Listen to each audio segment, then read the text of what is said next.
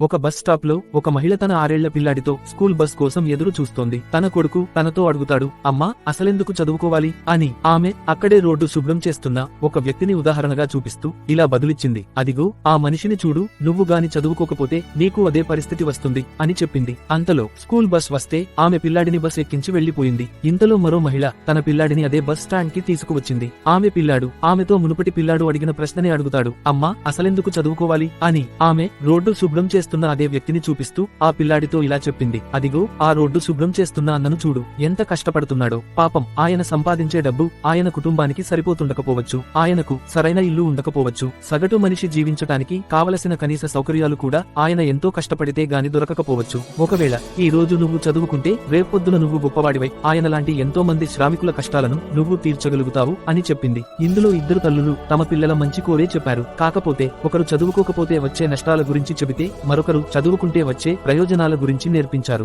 ఒకరు స్వార్థాన్ని నేర్పిస్తే మరొకరు సంస్కారాన్ని నేర్పించారు. Download ShareChat.